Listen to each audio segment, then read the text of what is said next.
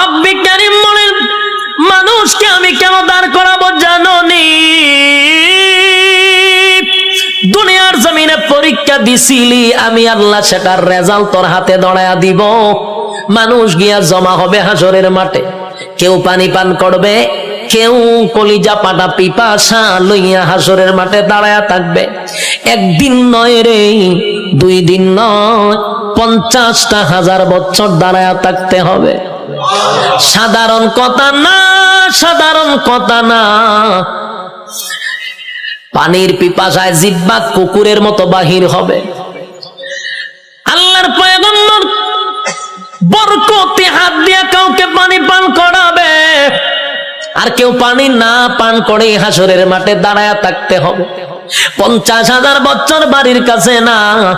সূর্যের তাপে মানুষের মাথার মগজগুলি গলে গলে পড়বে, জিহ্বাটাও বাহির হবে। এই অবস্থায় যে কত হাজার বছর মানুষগুলি একটা সময় বিরক্ত হইয়া চিৎকার দিবে আর বলবে, মালিক রে, জান্নাতে দেও না হয় জাহান্নামেই দেও, হাসরের মাঠে আর ভালো লাগে না, সেখান থেকে আমাদেরকে সরায়া দাও। আদম নবীর থেকে লইয়া ঈসা রূহুল্লাহ পর্যন্ত মানুষ সবার কাছেই যাবে একটু আল্লাহর কাছে সুপারিশ করার জন্য। আদম নবীও বলবে ইয়া রাব্বি নাফসি, ইব্রাহিম আলাইহিস সালাতু ওয়াস সালাম বলবে ইয়া রাব্বি নাফসি, নূহ পয়গম্বর বলবে ইয়া রাব্বি নাফসি, মুসা নবী বলবে ইয়া রাব্বি নাফসি। এইভাবে 1,02,24,000 পয়গম্বর ইয়া ঈসা আলাইহিস সালাতু ওয়াস সালাম পর্যন্ত সবাই একটা কথা বলবে, ইয়া রাব্বি নাফসি। আমার কি উপায় হবে? আজকে আল্লাহর সামনে কথা বলার সাহস কোন নবীর হবে না। কথা বুঝতেছেন আমার? আল্লাহ এত রাগান্বিত। এই যুবক ভাই, আলোচনার শুরুতেই বলেছিলাম আল্লাহর নাম রহমান, দয়া মায়া বেশি, কিন্তু আল্লাহর গজব আমরা এখনো দেখি নাই। সেটা হাসরের মাঠে দেখব। আল্লাহ সেদিন কাহার রূপ নিয়ে দাঁড়াবে, সেদিন আল্লাহর সামনে কথা বলার সাহস কোন নবীরাও পাবে না, শুধুমাত্র কেবলমাত্র আমাদের নবী ছাড়া। আদম নবীর থেকে লইয়া ঈসা রূহুল্লাহ পর্যন্ত একটা কথাই বলবে, ইয়া রাব্বি নাফসি। আমার কি উপায় হবে গো? আল্লাহ খালি তর্জন আর গর্জন দিবে, তর্জন আর গর্জন দিবে, আর বলবে নাফরমানরা আমার নিয়ামত খাই আমার নাফরমানি করছস, আজকে দাঁড়া, কেউ কথা বলবে কিনা? আল্লাহ সেদিন বলবেন লিমানিল মুলকুল ইয়াউম, এই পৃথিবীর রাজা বাদশারা দাঁড়া, হামাইন্নারে ডাক দিব, নমরুদ্দারে ডাক দিব। আল্লাহ সেদিন বড় বড় ক্ষমতাশীলরে ডাক দিবে, নমরুদ্দা দাঁড়া, ফেরাউন্না দাঁড়া। আল্লাহ বলবেন সাজ্জাদ দাঁড়া। আল্লাহ এইভাবে আবু জাহেলকে ডাকবে, যত জালেম শাসক আছে সবগুলাকে আল্লাহ সেদিন ডাক দিবে। ভারতের দাদারেও ডাক দিব, ওয়াংশাংশচিরও ডাক দিব, বুসারেও ডাক দিব, সবাইরে ডাক দিব। বেডাগিরি তো কম দেখাইছত না, আজকে দেখা। কথা কন্যা দি, বেডাগিরি যারা বাংলাদেশও করো তারাও কিন্তু ডাক দিব, দাঁড় করাইব, দাঁড়া, বেডাগিরি কম করছত না। নির্দোষ আলেমদেরকে সাইজ করছ, দাঁড়া, আজকে দেখি তোর ক্ষমতা কতটুকু আছে। দাঁড়া, ক্ষমতা দেখতে লই আমি দাঁড়া। কেউ কথা বলবে না, নিস্তুপ হয়ে যাবে। কথা বলার সাহস আছে নি কেউ? এখন এনে কত বেড়াগিরি, এখন বেড়াগিরি অভাব নাই। সেদিন কেউ কথা বলবে না, কেউ কথা বলবে না।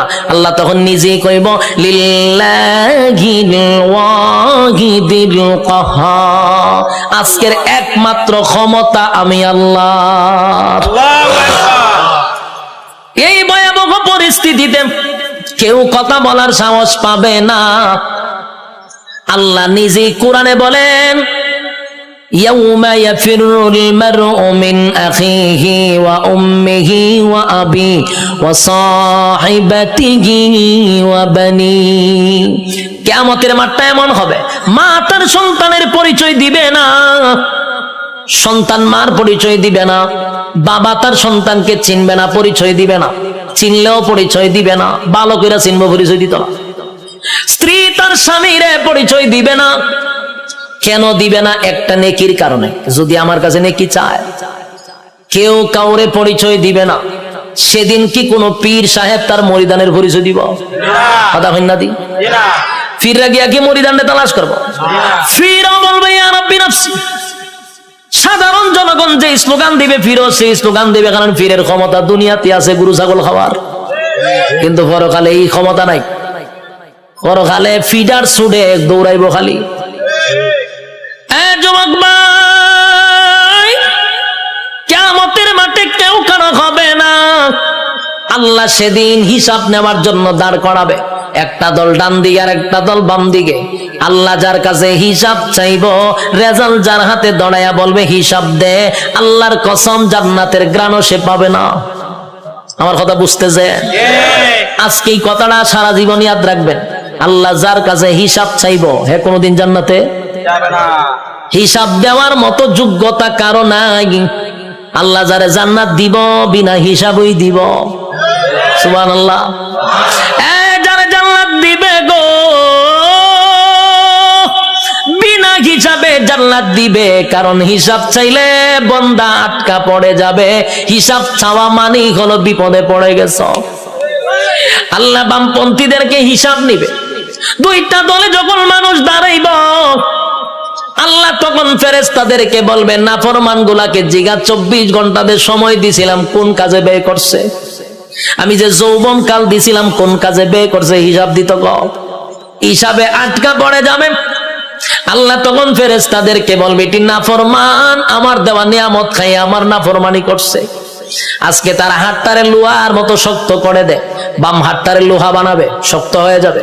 আল্লাহ কয়টার ব্যাখ্যা করবো, কয়টা বুক বরাবর ঢুকা, বুক ছিদ্র করে কলিজা ছিদ্র করে পিছন দিকে টেনে বাম হাতটা বাহির করবে। নাউজুবিল্লাহ। বাম হাত বুক ছিদ্র করে পিছন দিকে বাহির করার পরে এবার হাত চলে গেল পিছনে, মাথা কিন্তু সামনে।